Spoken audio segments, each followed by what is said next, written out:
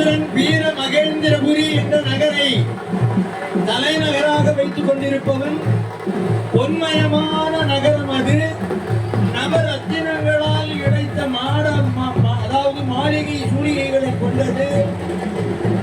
வேறு குபேரபுரி முதலான தேவர்களுடைய அமராவதியை எல்லாம் விஞ்சிய அழகு பொருந்திய வீர மகேந்திரபுரியினுடைய தலைவன், அசுரகுல தலைவன் சூரபன்மன், 1008 அண்டங்களுக்கு அதிபதி. இப்ப அவர் வர்றாரு, யுத்தத்துக்கு வர்றாரு முருகனோடு. அவர் யுத்தம் செய்கிற பொழுது பல்வேறு வகையான மலைவாக பல்வேறு 50 பூதங்கள் வடிவிலே போர் செய்வார். அவருக்கு தாய் மாயை, தந்தை காசிவர், பல்வேறு வகையான மாயைகளிலே வல்லவர் இந்த சூரபன்மன். அத்தகைய சூரபன்மன் ஆகாயத்திலே இருந்து போர் செய்கிறான், பூமண்டலத்திலே இருந்து போர் செய்கிறான், பல்வேறு நிலைகளிலே இருந்து போர் செய்வான். இவனோடு போர் செய்கிற பொழுது அண்டவெளியிலே ஆகாயத்திலே யுத்தம் நடைபெறும். தேவேந்திரனே மயிலாக முருகப்பெருமானை தாங்கி விண்வெளியிலே சென்று இந்த போர் நடைபெறும்.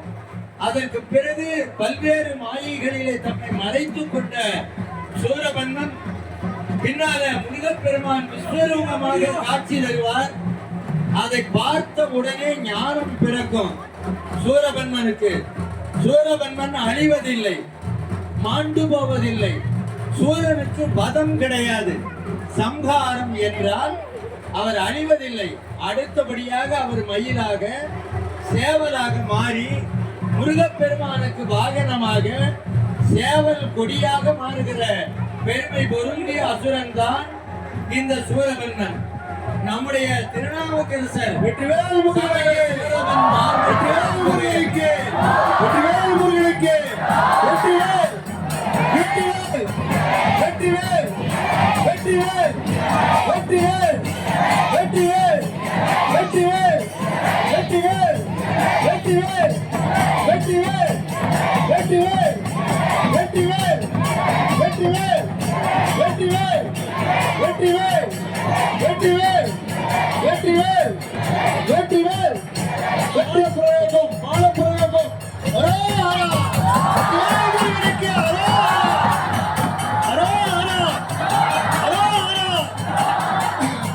சூரபன்மன் அடுத்தபடியாக மாமரமாக மாறி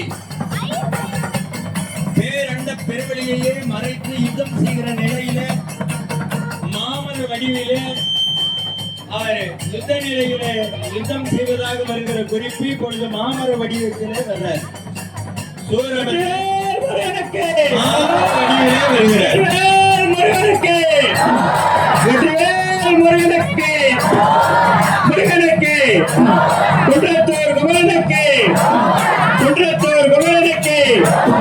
குன்றத்தூர் குமரனுக்கு